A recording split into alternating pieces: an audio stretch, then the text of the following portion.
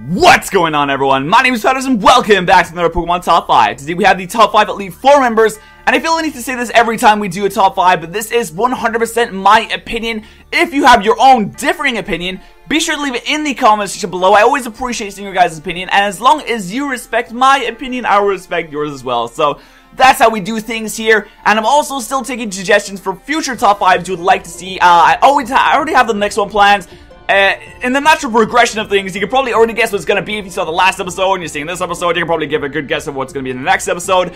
But that's in the future, that's in the future. We're talking about this episode now, and this is the top 5 Elite Four members. So without further ado, let's start at number 5.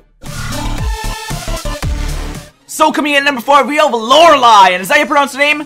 Lorelei? Honestly, I have no idea how to pronounce her name. I used to pronounce it Lorelei, because honestly, when I was reading it, I was like, I really don't know how to pronounce this name. I'm already bad with names. That just bamboozled me. I was looking at that like, what is this fucking Egyptian hieroglyphics I'm looking at right there? But Lorelei is gonna be number 5, and I always feel like I have a bias towards the first of something, I guess. If you've seen my top 5 gym leaders list, you know that Brock was on there, and I really do. I'm not gonna say I'm a Gen 1er. I'm not a Gen 1er. I love all the Pokemon generations, but I did start on Generation 1, and that would mean that Lorelei was the first Elite Four member I was ever gonna face. And the first Elite Four member, it's kind of supposed to personify what the entire thing is gonna be. And whether Lorelei does that or not is kind of up to your own interpretation, I guess. She was kind of a challenge. I guess I know that's just kind of introducing to the Elite Four. It's like, these people are going to be super powerful, but we're not going to make her, you know, really powerful because we don't want to knock you out with the first step.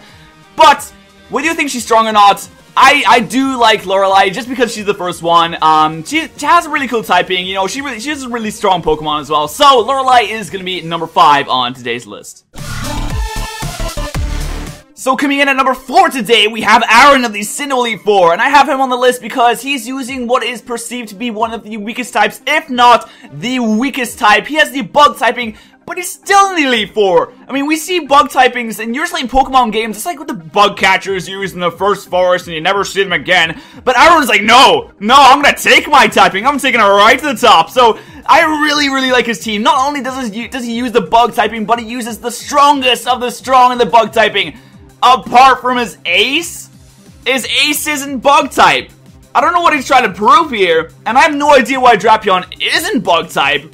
It seems kind of strange for me. I don't know why I would adopt a dark typing over a bug typing, but that's a discussion for another day. Aaron is a really cool Elite Four member. He has the strongest of the strong bugs, like Yanmega, Heracross, even Vespiquen is in there, even though in competitive battling it's probably not the strongest thing. But if Vespiquen is so bulky, has defend order, has attack order, has heal order, it can be such an annoyance.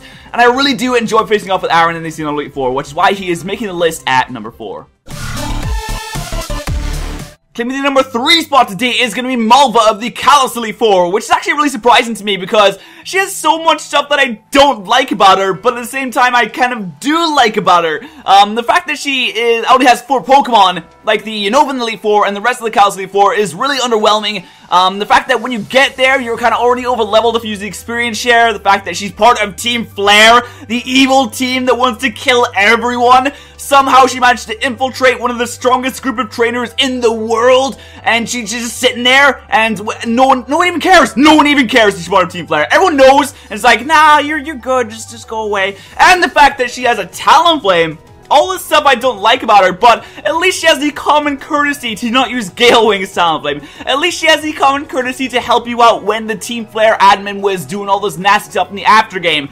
I guess she's not the worst person in the world, but goddamn, she has so many flaws, but I can kind of look past them because she is a really cool member. She has a really cool team as well with the Torkoal and the Pyroar. You know, they're not powerful Pokemon, but it's nice to see them used.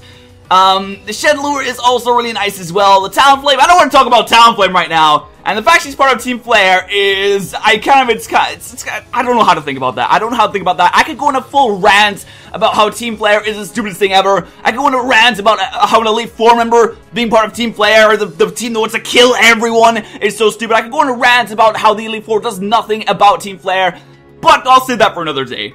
Malva is going to be number 3.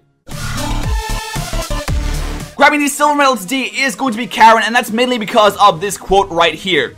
Strong Pokemon, weak Pokemon, that is only the selfish perception of people. Truly skilled trainers should try to win with their favorites.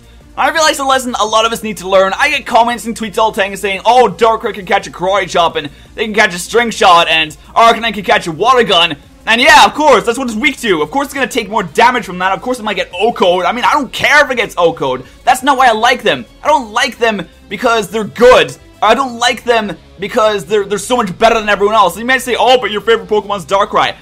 My favorite Pokemon would still be Darkrai if he wasn't an Ubers. My favorite Pokemon would still be Darkrai if he was an RU. I don't like him because he's powerful. I don't like Arcanine because he's powerful. Arcanine is UU, man. I mean, come on.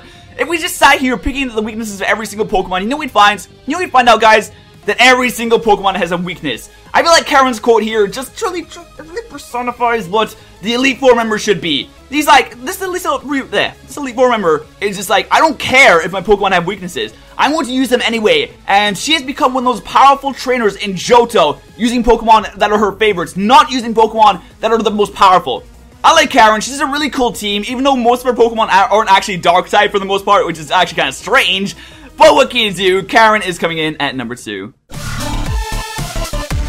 So claiming the gold medal today at the first spot is going to be Lance, and this is solely based off his appearance in the Kanto Elite Four. We're talking about Elite Four Lance here, not Champion Lance. And I'm pretty sure that Lance, in Red and Blue, and Fire Red and Leaf Green, he is the only trainer to use Dragon types. Through the entire game, you're fighting all these different typings, you know, building up your team, making sure you can cover them all, and this guy comes in right at the end with a brand new type. And it's so powerful. I mean, dragons are hyped up to be the most powerful Pokemon in the world. Like, he himself says, oh, they're so hard to train, but their power is immense. And that is really true.